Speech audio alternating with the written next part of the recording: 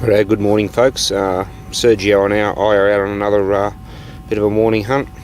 Been here about 5 minutes. It's a bit cool this morning, but got a 31 in the hole, and it's not a particularly deep hole, but I've got this what appears to be a religious pendant just popped out.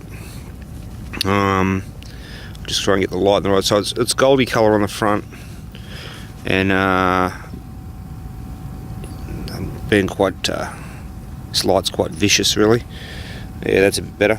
It's got a bit of weight to it. I'm not saying it's silver, or it might be pewter or something else, but because 31's quite a low number. But yeah, that's the first find of the morning anyway. We'll have a good look at that this afternoon when I give it a bit of a clean up. Alright, let's kick on, eh? I know. Alright folks, got a nice 34, and way down in the hole picked up this 1 pound scale weight. Got a bit of weight to it, funnily enough, 1 pound. But you can see there on the front of it the writing 1 to the left and LB to the right. So 1 pound scale weight. Probably down around about 250 mil. Alright, I really don't fancy carrying this around in my bag for the next couple of hours, so I'm going to find a convenient rubbish bin, trash can to put it in. Right, moving on. Right, next target, guys, is a 34, down pretty deep. It's come out in the spoil here. I'm kind of struggling a little bit to see what it is. I think it's a hat pin or something similar. I'm pretty sure right under my fingers in really tiny writing are some hallmarks, so I'm going to assume it's silver. Cute little thing, but down quite deep. Alright, kicking on. Alright folks, got a 34, smallish plug, and I've just picked up this what appears to be an old kid's toy. It's like an old lead elephant. It's been squashed a little bit flat. I'm assuming it stood upright, but as you can see, it's not upright anymore. Cute little thing. Not down too deep, but not a bad find. Alright, moving on. Alright folks, so we've got a 36 down in the hole. It's been fairly quiet, but got a nice signal down here, and you can just see the coin sitting in the nice soft sandy soil. Going to go in there and have a look at it. Haven't had a look yet, so let's go and do that together, eh? Okay, straight up you can see it's King George the 6th. Flip her over, and we've got a rue penny, and I'll just get a date for you guys. 1943 rue. Excellent. Oh, that's my first pre-decimal of the morning, and it's nice to get one. All right, moving on. All right, got another 36. That was my previous plug, and this is my next one. So right next to it, bottom of the hole, you can see a coin down there. We've got a halfpenny. This one's a bit older. It's Commonwealth of Australia halfpenny. So a little bit toasted on the back, but let's have a look and see who's on that. Okay, the date's pretty toasted. Hard to see actually, so I don't know if you guys can see that better than me, but I can't see it at all. And the more I rub it, the worse it's getting. So, alright, Commonwealth of Australia halfpenny, right next to a previous dig, old dig, new dig, beauty. Alright, folks, got a 34. It says it was down deep, it wasn't particularly. But I've got an old lead button. So this is quite a find. I think they were early in the 1900s. People used to make their own buttons and the like. I think this one's actually been deliberately manufactured, but it's an oldie.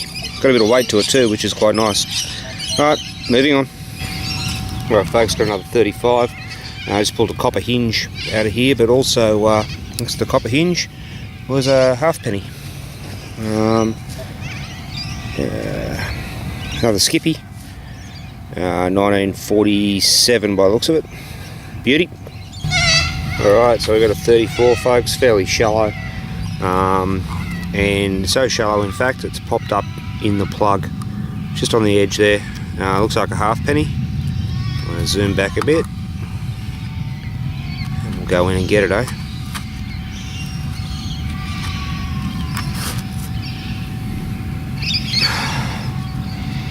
Alright,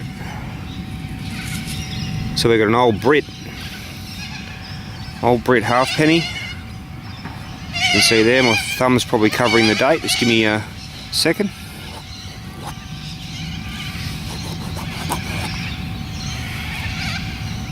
And I reckon it's about 1908 or thereabouts. 1908 British halfpenny. Sweet. Alright, so we've got another 36. This one was really shallow, contrary to what the detector says. I'm right up against this sort of low brick, not right up against it, there's a low brick wall and a block of flats just there. And it's popped out of the hole, just there. Have a look. Okay, so we've got ourselves another old Brit. And in this particular case, it's 1916.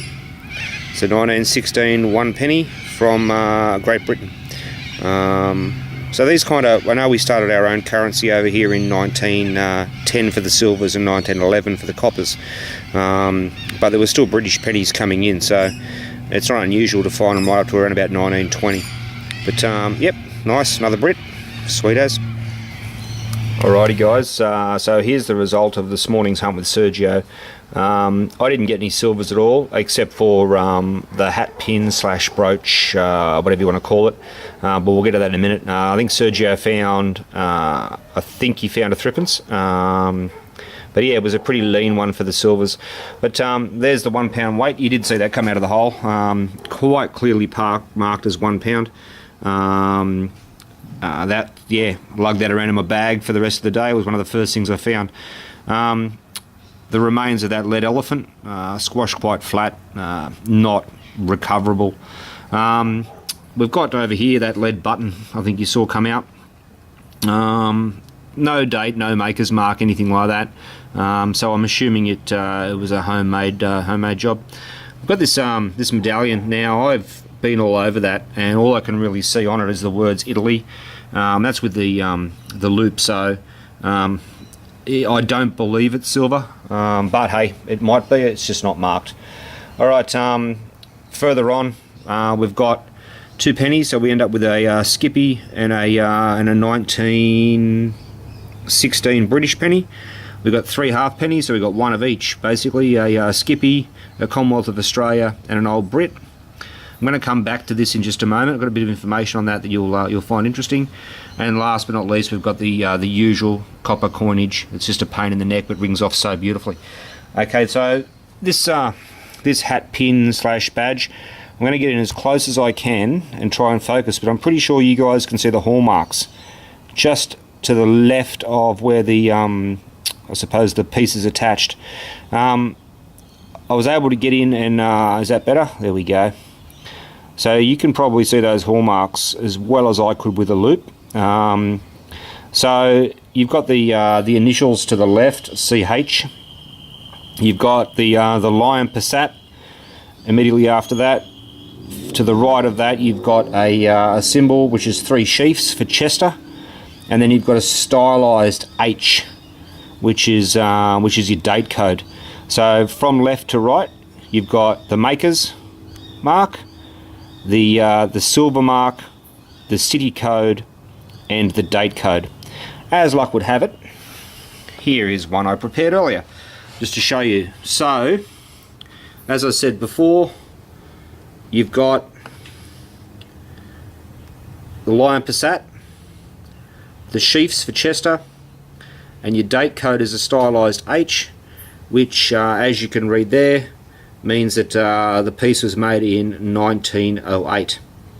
Now, I did some research on the hallmarks, and you can see the CH inside the box is actually Charles Horner, and Charles Horner made these type of things. So he made brooches, he made stick pins and the like. So this fits right into the kind of stuff that Charles Horner made. And it's a nice find. I'm not entirely sure it's complete. I think it might be broken, but I'll turn it over. Yeah, I'm not entirely sure it's complete. It looks like it used to be. There used to be more of it, and it's pretty well gone. That's not a bad find, and it's good to be able to find enough of it to get that information off it.